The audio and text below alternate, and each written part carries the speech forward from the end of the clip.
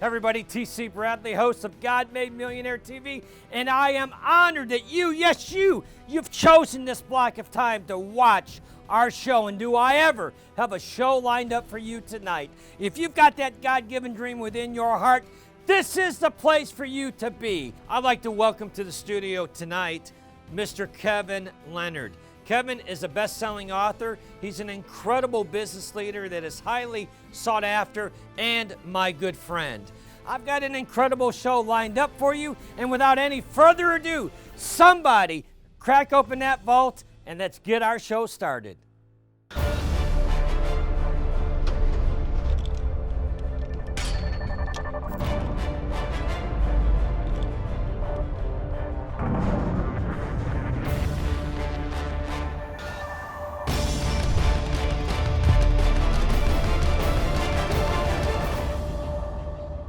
Kevin Leonard, welcome to the show. Good to see you, TC. My goodness, I am so excited to have you on the show all the way from Minnesota. Hated to leave that warm weather to come down here, but I sent you a picture of myself in the jacuzzi. I live in Florida, and you're up in Minnesota. I sent you this picture of me in the jacuzzi, and you sent me a picture back of the frozen tundra. a couple of feet of snow up on the deck. Yeah. So you're from Minnesota, a very accomplished businessman. First of all, I want to say congratulations to you on your book debuting #1 on the bestseller list on Amazon. So congratulations about that. Thank you. That was very exciting, and to see names like John Maxwell up there, the Maxwell Method, and to see my name up on top of his, that was a real proud moment. Yeah, that was pretty exceptional. Tell us a little bit about the book. What inspired you to write that book? Well, what inspired me to write it was really going through life, and I was actually in a little place called the Outpost in Minnesota, and these guys were sitting there after night shift, and they were talking like I was 30 years ago. Really? The same complaints, the same things, and it was like I just went back in time, and I thought nothing's changed. Right. I was compelled at that moment to write that book. Wow. Tell us a little bit about your business background. What your core business is? My core business is I work with C-level executive teams, top leadership, and counseling. I'm a member of the Forbes Coaches Council, write for them some too. So we do organizational operational design because you're perfectly designed to get the results you get. Right. So we talk a little bit about intelligent design in the book. We designed it to be more of a panoply of items. And you say, what's a panoply? I'm glad you asked. Well, come on. You beat me to the punch, Kevin. What the heck? Is that a Minnesota term? What is a panoply? A panoply is an ancient Greek term for a suit of armor. Oh, I like that. Everybody I know writes a book. And what do? It's on one subject. It's on trust. It's on emotional intelligence. And I really wanted something that would be an entire suit of armor for someone. Right. Well, this sets up the foundation for that blueprint. Right. This talks about self-incorporated. It talks about purging the demons, which are corporate demons, not necessarily the ones, but you'll think they came from hell. Right. Yeah. And how to do those every step of the way. There's a lot that I love about you, Kevin, but one of the things I really love is that your old school mentality when it comes to business. And what I mean by that is that old school is, back in the day, a handshake was a man's word. Right? Now we have contracts and you have legalese and all of this, but you come from a school of thought where integrity, accountability to your word, these things are not taken lightly in your universe. And that's one of the reasons you inspire me so greatly is because of your integrity to your spoken word and how you honor that in your life. Can you take us into that, why that's so important to you? Well, basically because how I grew up. My parents never owned a car or a house. Wow. The public bus line in Minneapolis was as far as we would go. And I thought, we learn from the bad things that happened to us too. And I just never wanted to be the person that had to be afraid to do something, was told I wasn't good enough. And I just didn't let anything stop me. What do you think is the biggest challenge in business today? From your vantage point, what do you think is the biggest challenge that business owners are facing today in this marketplace? Thinking too hard. Right. What they do, they buy all these bolt-on things, the next gimmick or cheap parlor trick. They go out and they buy all this stuff. I have this in the book too. I call it the Office of Thinking Up Weird Stuff. They start out as innovation, and And after a while, they come up with some quick wins, but they're not innovating anymore. They realize the bigger empire they can build and the more things they think of, the greater their job security is. Right. But after a while, it just has people in the workplace coming in and they don't even know why they're doing things anymore. Right. So, and that's when we have to come in and fix this stuff. Right. Ideally, who is it that you serve as a client, ideally? Well, this is interesting. I have never taken a client based on income. That's where I'm supposed to be. Right. I've turned down large contracts, and not in the way a lot of people do. You know, some people have a real calling from God that says, you know, it's almost like they get the memo, get over here, do this. Right. And I'm not that guy. I just get this feeling that, intuitive knowing that you're supposed to help somebody, you know, in business that needs your assistance, and that guides you. Has it always guided you in that way? It has. I've always ended up exactly where I'm supposed to be. Do you think that we get ourselves in trouble as business people when we don't trust our intuition and our inner guidance system? I believe we do. And to tie into what you were saying a little earlier, it ties into the 4 levels of emotional intelligence. Right. And this is really how I try to live my life. Last night when I drove into the parking lot here, I noticed there was not many cars, dimly lit. So I was in an emotional intelligent level of fear for a moment. Right. And then the next level up the rung is duty. Right, right. And then there's achievement, you know, trying to achieve things. Right. But then the highest run is integrity. Right. And you'll make a different decision between achievement and integrity. If I make a decision on my pocketbook. Right. If you base your decision off of your finances. Yeah, then I'm going to make a bad decision. Right. You know, I might put more money in my Wow, pocket that's in the deep. short term. But if I make it from integrity, as the old saying goes, if you take care of the people, the money will take care of itself. Yeah. Excellent, excellent wisdom that you're bringing here today. Let me ask you this. Before we go, talk about your family, because I know you love your family. Brag about them for a little bit. Well, I have 3 children. They're all smarter than I am, of course. Wife Lois, we'll celebrate our 45th wedding anniversary. Wow. She's been my best friend, my inspiration, my get me out of trouble when I tend to get myself into it. Kevin, I love having you on the show today. And I want to thank you on a personal level because you inspire me with your integrity.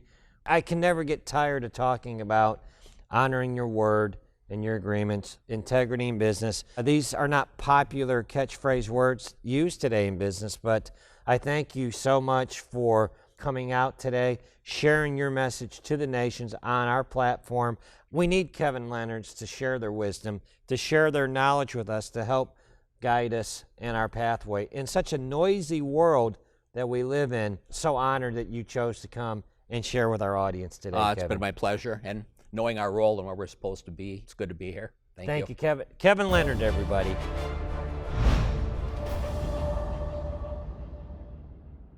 It is my honor and privilege to bring to you now Mr. Michael Puskas.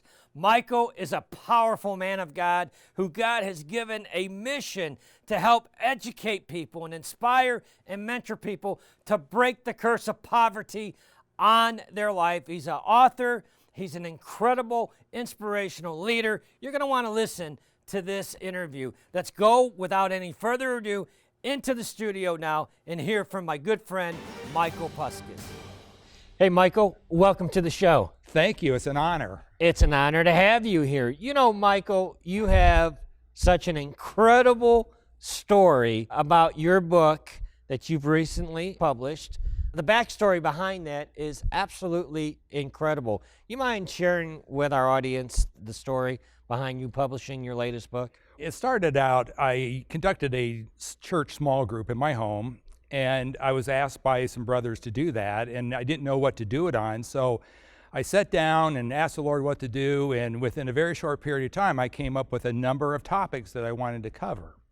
Well, once I started that small group and people started coming into my home and listening to it, they loved it, and I was encouraged to write a book about it. Right. But like most people, about writing a book, I procrastinated and never wrote the book. Right. Until some other things happened, and here I am.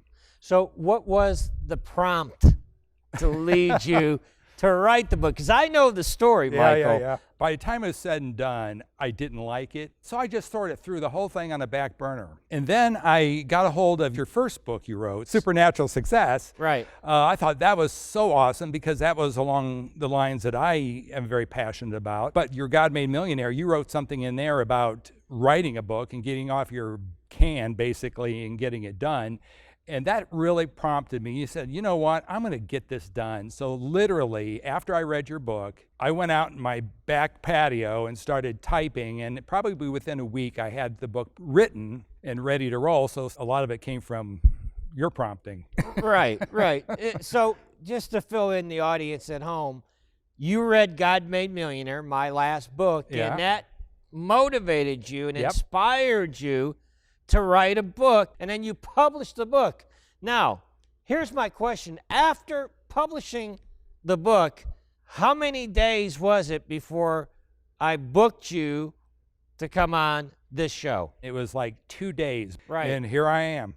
Right. Isn't that incredible? When God has called you to do something, how many times when God has called us to do something do we talk ourselves out of doing Absolutely. what we're called to do? Now, in your particular case, you're telling me after 2 days of following what God has told you to do years ago, you finally were obedient, got it done, and now here you are sitting on my set. Yeah, and I can testify that God is merciful. So even even he let me well, he didn't let me, but even in my procrastination, he caused it to work together So tell for us my the good. title to the book. It's Success, It's Your Choice. Success, it's your choice. That's right. You know, Michael, you are a passionate man. Yes. You are incredibly passionate.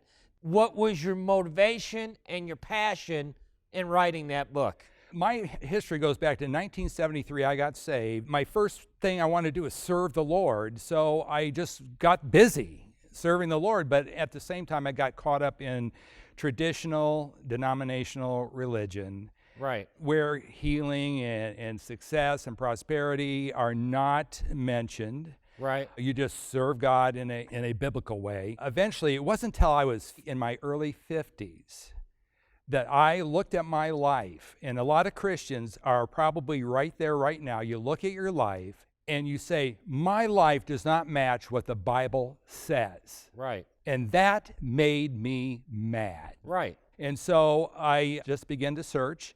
And as I discovered things, my eyes were open, and I just felt like the reason I wrote the book is because the path I went through, I would like to cut that way down for somebody else, because the things I wrote in this book, if people would just do even a few of them, their lives would change dramatically. Because here's the thing, the reason why I call it Success, It's Your Choice, because it is. Right. God, I'm telling you right now, TC, you know this. Come on with it, Michael. God made us, we got DNA. Every person on this earth has got the DNA to succeed because God people. did not make junk. He did not make you a mistake. He was intentional in making you, so he made you with the ability and the power to succeed.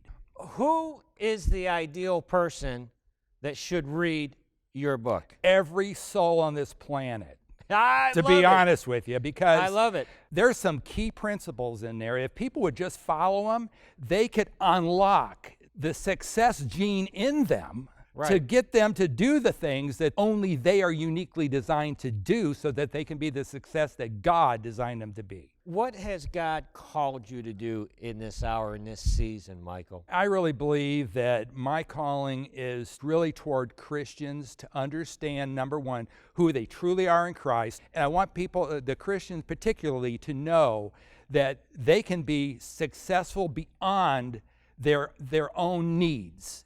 All right, Michael, you've got me all fired up. I'm fired up. Yeah, you got me fired up, ready to roll.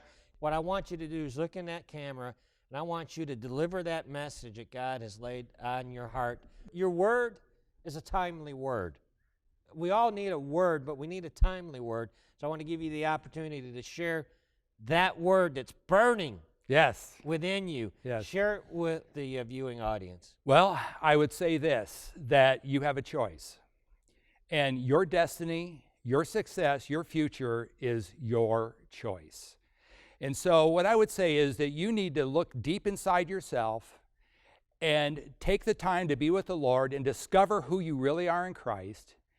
And you need to make a decision that I'm going to do whatever it takes to honor God with what he put within me. Yes. Because the fact is, God put something within you. And the biggest and greatest honor that you could show him is to do what he put you here to do, and to do it with enthusiasm and do it with power, because you have that power to do that very thing. And it's unique to you. There's no one like you. That makes you invaluable. Do you know that a one of a kind is the most valuable thing on the planet? Well, that is you.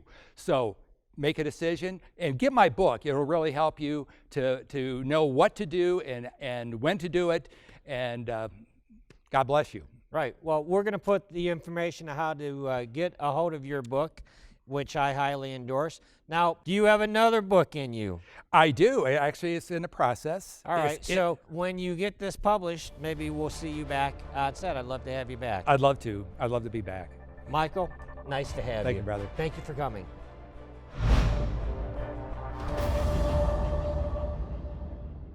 Hey, do I ever have a treat lined up for you right now? I have a powerful interview with two-time #1 best-selling author Chris Cebollero.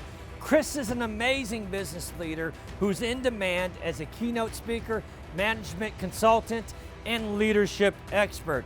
And he's incredibly inspiring, as you're about to see. So without any further ado, let's go into the studio and let me introduce you to my friend, Mr. Chris Cebollero. Chris, I have to admit, I've been excited to have you come on my set and do this interview. You know, it's not often I have a person that comes on and they've written 2 books, both debuting on the bestseller list. So congratulations on that. Tell us a little bit about those books, you know, to start out for the people listening at home, and a little bit about yourself. Well, I got to tell you, I mean, anytime you write a book, you just hope that people are going to read it. You're kind of writing it for yourself. Right. And the first book I wrote was Ultimate Leadership, 10 Rules for Success. And these are the rules that I had to come up with to be a better leader. I got to tell you, when I first started out in leadership, I was horrible. Right. You know, I wanted to be better than the people who were guiding me.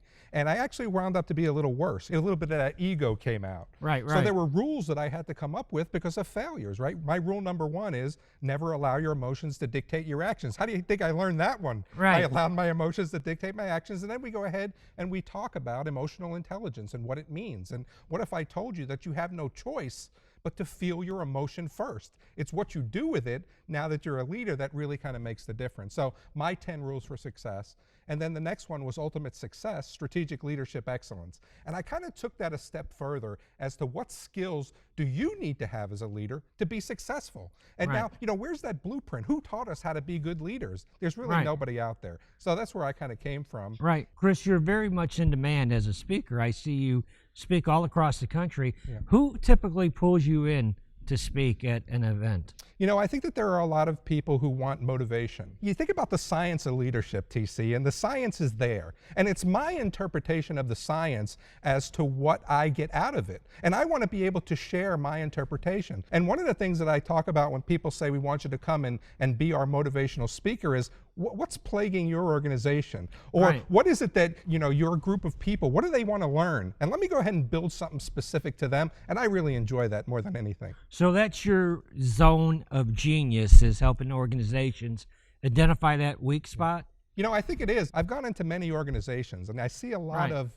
you know, common mistakes. And I think there are 2 common mistakes that organizations make. The first off is they don't cast a vision. I love it, TC. When I'm speaking, and one of the questions I'll ask is, how many people out there have a vision statement? And they'll raise their hand with pride. And then the next question kind of chills them when I say, who can come up here and recite it for me? I read a good book one time that said, where there is no vision, the people will perish. Right? So that's a very good book, Chris. It is. So when we think about vision, if I say, think about a door, you don't see the letters D-O-O-R. You actually picture a door. We are wired to think in pictures. In the absence of vision, we don't know where we're going, or we don't know when we're going to be there. Number 2 is, I need to know my responsibility in reaching that vision. Another core mistake is that we don't invest in the people that work with us. We invite these people into our organization to help us be successful, but we don't invest in them once they get there. And that's a big, big problem as well. And I'm going to give you the secret to success before we end here. Before right now. Okay. Treat your workforce like they're your clients and customers, and then watch how they treat your clients and customers. Again, I talked about it a minute ago. We go through this process of hiring people. Maybe it's a hiring exam, maybe it's interviews, maybe it's assessment tests. And then when we bring them into the organization, TC, we sit them in the corner and say, if you got a problem, raise your hand. Well, how are we going to grow our organization? You're coming to me with a set of skills. You're coming to me with a set of knowledge. My job now is to help you grow to get to the next step for your success, that you could help me be successful as an organization. Right. I want to go back for a second, because you started talking about vision. And most people, I would have to say most people don't have a vision. Yeah. Would you say that's true? Even, have you found in corporate America, is there vision there? Yeah. In corporate America, are they lacking a vision? I think that there is, but vision isn't seen as important as they think that it is. What's the vision for your show? What's the vision for our organization? What's the vision for this year? We have to be able to put that vision in forefront. Again, where there is no vision, the people will perish, right? And if you don't have a vision, or if you can't recite, as a leader, if you can't recite your vision statement, why does the workforce need to know what your vision is? So if you can't recite your vision statement as a leader, go in, tear it up, and start over. Bring your workforce to the table, bring your leaders to the table, and ask them to help you create that vision. And then build a campaign around it. Put it on banners, put it on their badges. And then everything they do is about reaching the vision. Let people know what their responsibility is to reach the vision. If you don't have one and you're not using a vision, you are failing your organization. Chris, what is the biggest challenge facing a business leader today? I think one of the other ones is that they don't invest in their leadership team. The most important thing that I have to do as a leader is bring the very best out in the workforce. And if I don't have those skills, people don't leave organizations. Right. They quit their leaders because they're not taking care of them, they don't appreciate them, they don't respect them, they talk down to them. We need to be able to make our leadership team solid. We think about our goal of servant leadership. It's all about service. And when you talk about servant leadership and engaging the workforce and helping them to become satisfied, that's the power of leadership. That's the science of leadership. I've been saying for a lot of years, TC, that leadership is both an art and a science. If you don't, know the science and understand the science, you will never paint the picture of organizational success. Right. What has been your biggest influence in your leadership management style and what you're doing right now? Mistakes. When we think about Really? it, we think mistakes are bad. Ooh, you made a mistake. And really, name the one thing that you ever did the first time that you did great. Right. It's all about mistakes. And we've been sold this bill of goods that mistakes are bad. I'm all for making mistakes. I'm all for learning from those mistakes. I'm all for bringing that culture into an organization to say mistakes are okay. We're not a one-mistake organization where you need to get fired for making a mistake. Let's learn from it. The first time you do something, TC, it's a mistake. Second Right. time you do the same thing, it's a choice because you knew it was a mistake. Right. And I think that we've got to be able now to invest in those people who are with us and let them make mistakes and let them grow from that. All right. So let me ask you this. The aspiring leaders that are watching this, the people that are going to venture into that area of business, what would be your message to them? I think the first thing is to figure out why you want to do it. Why do you want to be a leader? I got to tell you, there are some leaders that just want to do it to make more money, so they can get that parking spot, so they can, wear a different color badge if you're in the first responder. Being a paramedic for a lot of years, people just want to get those gold badges, but they don't really think about the importance of what they're doing to guide that workforce, to be the positive influence for that workforce, to help motivate and inspire that workforce. And if you truly want to become a leader that's going to make a difference, Yes. you got to be able to do it with the sincerity of wanting to serve those people. They don't work for you. Right. You work for them. Right. You've got to give them the very best you got to get the very best out of them to help grow the organization and make the organization become successful. That's the secret sauce, man. Man alive. Chris Cebollero, we are out of time for this segment, but I have to tell you, I can see and I can hear your passion, and I can see why you're so in demand as a consultant and as a speaker. Thank you. So would you come back and see me? I would love to come back. Especially when you release that next book. I will. That'll be awesome to do that. I don't know what it's going to be about yet, and I'm going to need your counsel. All right. You got it. Chris Cebollero, fantastic. Thank you for coming. Thank you, TC. Glad to be here.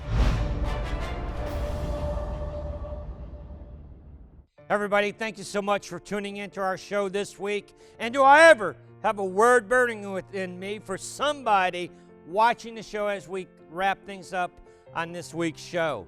Ladies and gentlemen, one of the secret components of wealth generation and walking in your destiny is the principle of wealth is attracted to speed. Wealth is attracted to speed. Wealth is attracted to prosperity. Success is attracted to speed. The quicker that you can get the revelation, the divine providence moving in your life, and take the action with what you've been inspired to do, the more wealth that you're going to be able to create in your life. What most people would do, and we've all had those moments in our life where we're sitting there minding our own business and divine providence moves and you get divine revelation and you know that you've been given $1 million idea.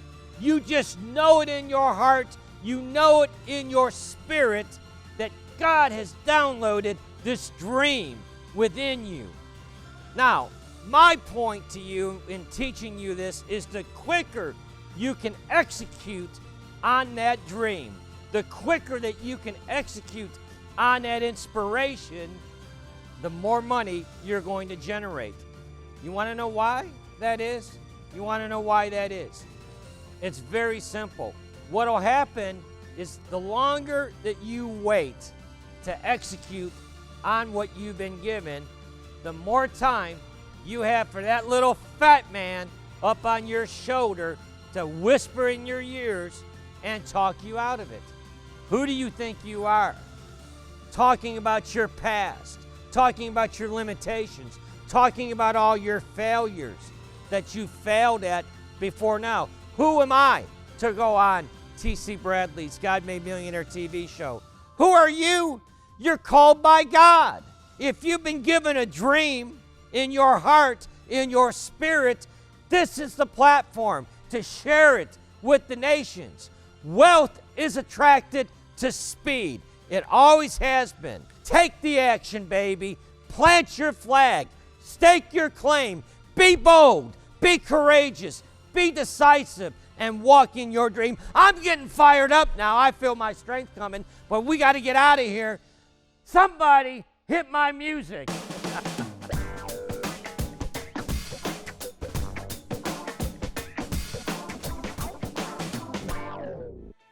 Inside the heart of each and every one of us lies a dream, a purpose we were put here on this planet to fulfill, a God-given mission.